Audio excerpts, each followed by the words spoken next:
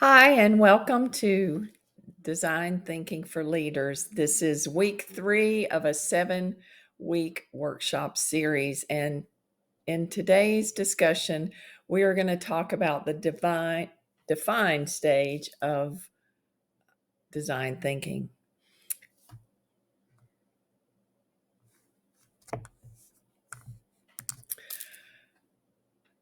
First, I want to take the opportunity to thank a number of individuals that participated in this week's discussion.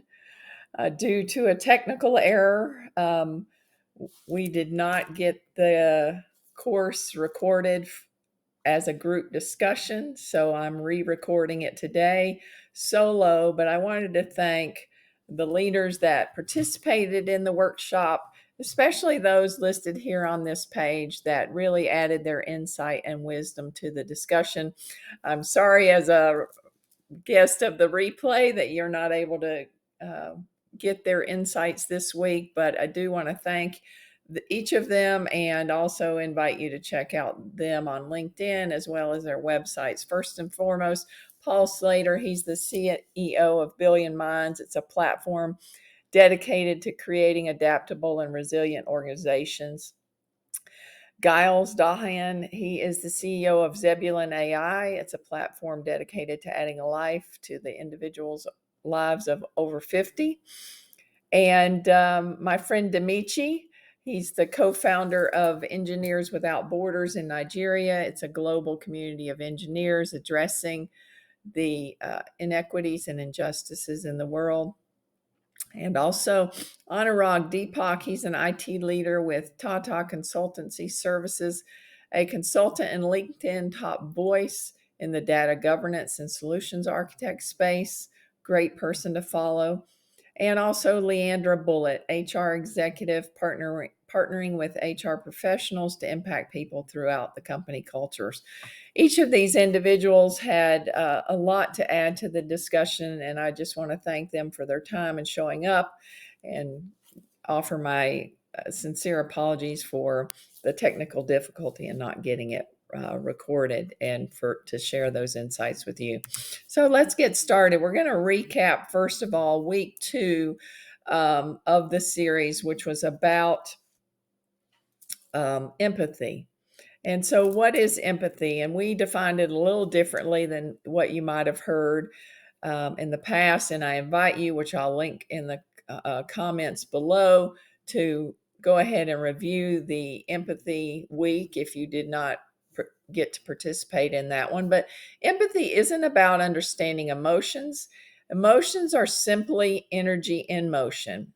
Empathy is about holding the space for another individual. It's about allowing the individual to the freedom to release the energy of negative emotions and helping them to shift their energy once all that negative energy is released to positive emotion. This shift allows them as individuals to create the life they want to live. And collaboratively, as a leader, it allows you to create the innovations that will not only move your team forward, but may have a tremendous impact on the world as well. So, again, in recapping, what can empathy have effect can empathy have on organizations? Last week, I shared a wonderful article, and I'll just repeat some of the stats here for you. But empathy between the company leaders and employees increases efficiency 88%. It increases creativity 87%, job satisfaction 87%, idea sharing 86%, innovation 85%, and even company revenues by 83%. So when you can impact something 80-20, that's Pareto's principle, I believe, empathy really should be number one on your priority list in your organization. And then finally, in the recap, what are the 3 dimensions of empathy? Well, obviously, empathy is about being human centered in our focus. And so, anytime you want to focus on the human, there are 3 dimensions of humans: the physical, the mental, and the spiritual. Spiritual meaning the human spirit within them.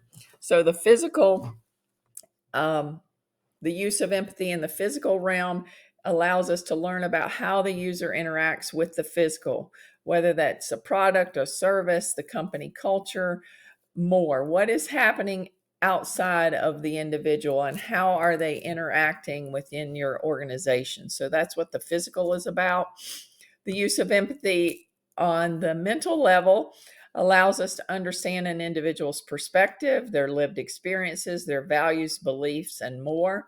So, in understanding them as the individual they are and how they view the world, then we can understand how to better communicate to them, delivering the messages that we need to do, asking for work assignments to be done. So much communication as leaders, so much of our success rides on our communications, and unless we understand how they are receiving it, then we will continue to miss the mark when it comes to our communication.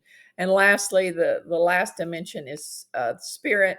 The use of empathy allows us to understand that the individual's being state. How are they showing up? How would they like to show up? And how can we help them bridge the gap from where they are and how they're showing up to where they want to be and how they want to show up as their best selves? So that's our recap of empathy. Let's get started on the define stage. So, the define stage is the second phase of design thinking after the empathy. So we've had empathy with all of our employees as team members, and we've talked to them about our vision. We've gotten really clear on the vision in week 1, and we've gone to them in the empathy phase and said, how might we achieve our vision? And you're getting feedback from them on what's working, what's not working, how can we improve it, and really trying to find out what are the obstacles that are holding your employees back as team members, physically, mentally, and emotionally, from achieving the vision that you've set for the team. So the define stage is where you synthesize your observations about your users from the empathy phase. A great definition of your problem statement will directly connect to your vision and guide you and your team's work. A great definition is going to kickstart the ideation problem. So, in the define stage, you are defining the problems based on what you heard in the empathy phase and directly connecting it to your vision. So it could be as simple as an email, it could be as simple as a stand-up meeting, but basically you're coming back to the team after having empathized with each individual on a personal level, and you're saying, here's what I heard. 1, 2, 3, 4, 5. These are the problems I've heard. And then as a leader, because obviously you have the responsibility and you have the insight and wisdom to say, based on where our strengths are, I feel the fastest impact we are going to have on our vision is by focusing on problems 2, 4, and 5. So, and then you just want to clarify any circumstances or thoughts since we met that should change this focus. Give them the opportunity to agree and disagree so that you can really make sure that everyone is on the same problem or on the same page about the problems that you want to solve, that you'll take into the ideate stage. So this is what an expanded how might we statement might look like based on the problems that you define. So it's going to sound like this. In light of, insert your vision, how might we insert the problem? So let's put some bones on this. In week 1, when we talked about visions, we looked at 4 company visions and we looked at Starbucks. And Starbucks was the best of the 4 vision statements that we used to illustrate a human-centered vision. So I've kind of tweaked this for us to use going forward because obviously we're not Starbucks, but we can pretend to be an individual coffee shop. So I've created star cups for us, tweaking Starbucks vision statement slightly. I can give you this hypothetical example of a definition statement with problems. In light of our vision, of, with every cup, with every conversation with our community, we nurture the limitless possibilities of human connection. How might we? And here are three hypothetical problems that might have been identified by the staff. How might we increase traffic into our coffee shop? How might we market for free since our budget is little to nothing? And how might we address miscellaneous repairs? So there's an example of how vision, empathy, and the define stage all wrap up into one. But let's move on and talk about some define phase must-haves, because the define stage, the surer the foundation that we lay in the define stage, the greater success we're going to have in the upcoming stages of ideation, prototyping, and testing. So let's talk about the four must-haves.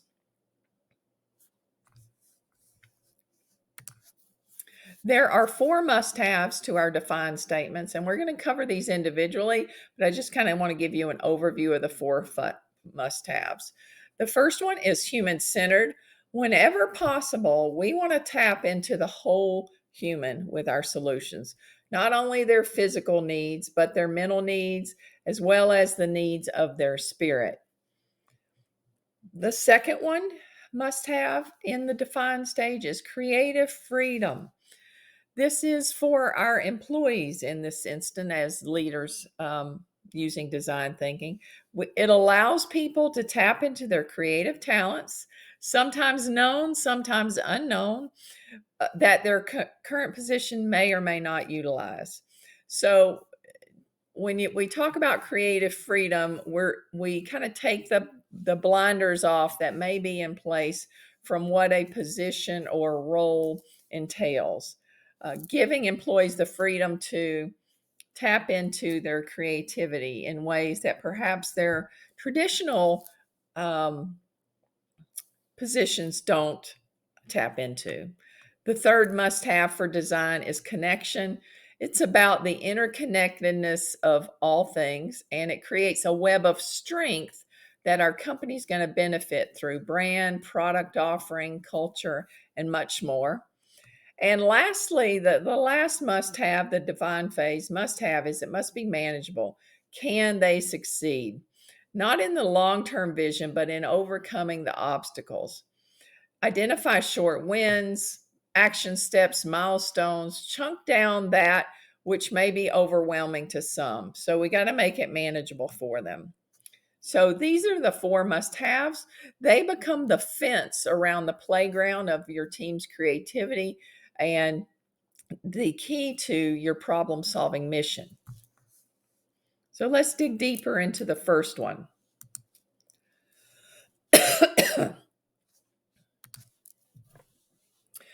This really correlates to the recap that I just made on empathy, but basically, when you begin to define the solution or the problems that you're facing, you want to define them in three ways. What's physically going on, what mentally may be going on, and there's numerous options here, obviously, because everyone has a different perspective, and what's spiritually going on.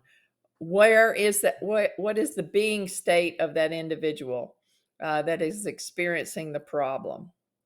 And so we want to address the physical. We also want to address the mental. Just like in the empathy phase, this is the perspective, the lived experience, the values, the beliefs. So as it relates to the problem that you defined, what is happening mentally or is possibly happening mentally, kind of evaluate all that. And then spiritually, very similar to the use of empathy, what is the being state of the person that is encountering this problem? Because once we know these three aspects of the problem that we've identified, and we see how that relates to our vision, we can begin to tweak and make the adjustments that we need to in our ideation and solutions phases to create a solution and an innovation that's going to meet the needs of the individual and thus help us get past this obstacle that we've identified closer to our vision.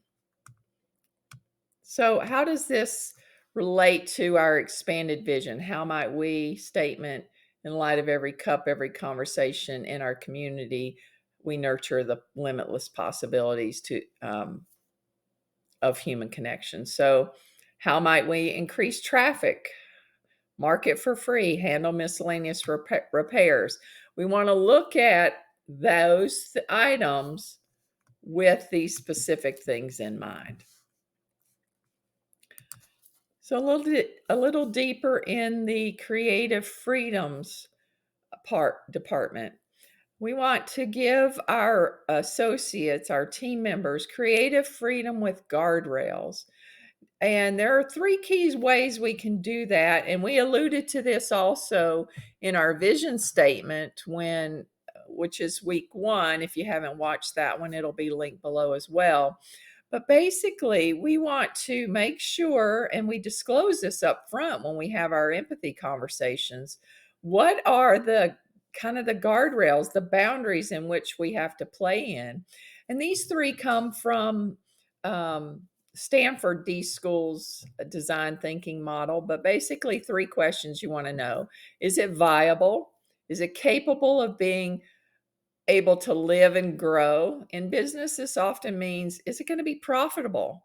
Are we going to be able to sustain this product offering for our customers? We don't want to put something out there, even if it does meet a need, that we cannot afford to continue on.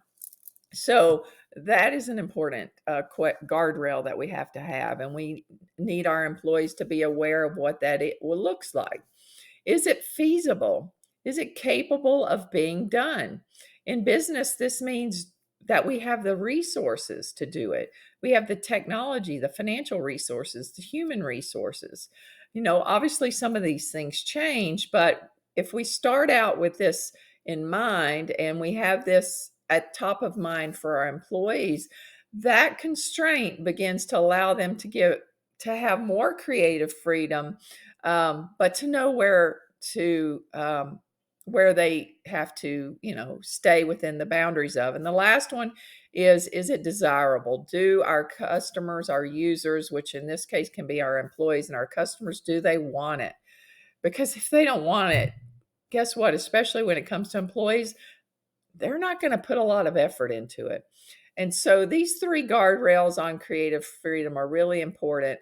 Likely, it is the missing of these issues that causes so many projects to fail, because we start out of the gate with an idea and we're so excited for it, and our employees are excited for it, and then we pull the rug out from under them when we haven't identified these things up front, so that they know these are the boundaries that we have to play in. But don't fret if you're new to the creative space. Creative constraints actually empower creativity. They push us and challenge us and help us to be more creative than we would have ever been without them. Um, so that is creative freedom with guardrails. Let's move on to connection. So, in light of our vision, with every cup, every conversation, every community, we nurture the limitless possibilities of human connection. How might we insert the problem? Can we find a connection, and what might that look like? And here are just some of the connections you may want to look for, because this connection, it becomes a web that really strengthens the structure of our organization. So, can we find the connection to our vision? Lord, I hope so, after our discussion in week 1 on vision and tying it to the empathy and what we're looking for to understand from our employees, as well as tying our problems to that. Can we find the connection to our vision? The second is, can we find the connection to our products and services? If it's not connected to our vision and it's not connected to our products and services, it's probably not going to be that successful. Can we find the connections to our customers, to our communities, to the roles that our employees play, and even beyond the roles that our employees play, to their talents? And can we find connections to our business partners? Go through each of these, gauging, where are connections that we can uh, magnify, strengthen, um, collaborate with. Connection is really a key must have in the define stage. And the stronger the connections are, the more that you have with all of these, the more you're going to boost um, your efforts, the success of your brand, your organization, and your team. Lastly, is manageable. Can your employees handle the tasks? And too often, I think, as leaders, we are quick to say, no, they can't. And I want to discourage you from doing that, or, or encourage you to not do that, to really think beyond the existing role. But where you do want to apply this question, can employees handle the task, is to their time. If you have employees who are going from meeting to meeting to meeting, and they have hardly room enough in their day to take a break to eat lunch or to take a break to go to the bathroom, adding another project to their plate is not necessarily the right thing. So, but there could be growth in this for them in meaningful ways. So you want to look at what they're doing, what they're excited about doing in this process, and is there a way you can make some trade-offs?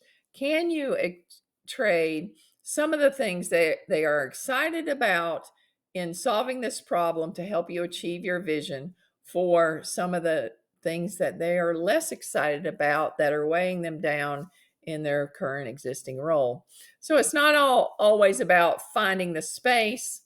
Sometimes it's about making the space for them and determining what's priority. Is priority the vision and the problems you've identified, or is the priority, checking the boxes that their role entails? So can they handle the task? You want to dive deep there. You want them to be able to manage it. You want them to be excited. You don't want it to be something that um, burdens them. You want it to be something that enlivens them. So, also, is there an opportunity for growth that in ways that are meaningful to them? What I learned as a leader using design thinking as a principle is people get excited when they can be creative in ways that are meaningful to them. And oftentimes that really boils down to our personality type, um, our passions. And so you may find that perhaps someone has the gift of organization, and to them, going and organizing the closet of sales materials, say for if your team is a sales team, for example, may bring them more joy than 10 cold calls. Not that they won't do the 10 cold calls, but the joy that having that closet organized brings them will give them the positive energy they need to go and do those 10 sales cold calls. So, is there an opportunity for growth that is meaningful to them? So, yes, is organizing the closet doing anything for sales? In the physical, perhaps it's not, but in the mental and the spiritual part of being human, it could be the catalyst for some great sales.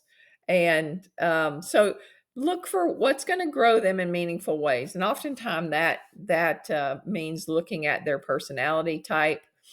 Um, I'm the author of the Cultivate app, which is all about cultivating the highest potential of your individuals. Looks at um, personality and how to maximize and grow them. So if you'd like to learn more about that, please direct message me. But also, you want to look at in making it manageable, given their current duties, do they have time? And actually, we already addressed this when I got ahead of myself.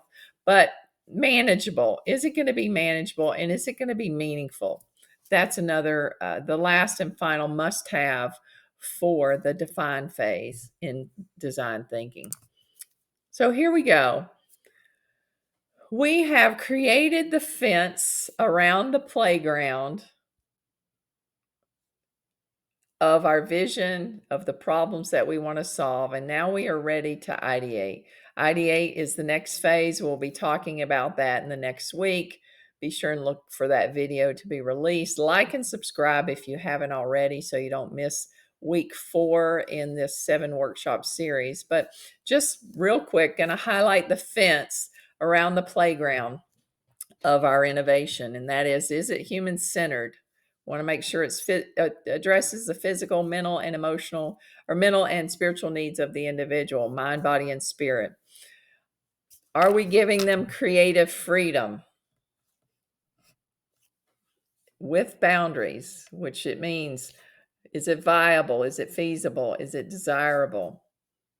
Are we connecting all the dots that we possibly can? Are we connecting to our vision? Are we connecting to the needs of the human? Are we connecting to the community, to what our company has to offer?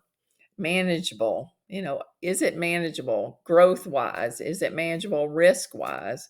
Is it manageable time wise for each of the individuals? Those are the pieces of the fence that creates the playground where our employees can begin to create and thrive and develop innovations that are going to create the pathway for your company, your team, to reach its vision. So this is where in the discussion we kind of reviewed and recapped. And so I'm going to invite you as a watcher here on YouTube to go ahead and type in the comments below, what stood out to you in this presentation? What do you feel was important? What would you add? Is there a piece of the fence in the playground of innovation that you feel is crucial when it comes to creating an innovative team in your organization? Be sure and drop those in the comments. Would love to hear from you. Obviously, just like the individuals I mentioned at the front of this video, you are a leader in your own right, and you have likely led teams to success and even great innovations. And so I'd love to hear what you have to add to the conversation. I want to thank you for watching today. If you're ready to advance your design thinking skills, I want to invite you to engage with me on LinkedIn, as well as, enroll in coaching to accelerate the implementation of Leading by Design with your team, or even better, bring Leading by Design into your organization via speaking engagements, custom workshops, and consulting. I want to thank you again so much for watching, and have a wonderful day.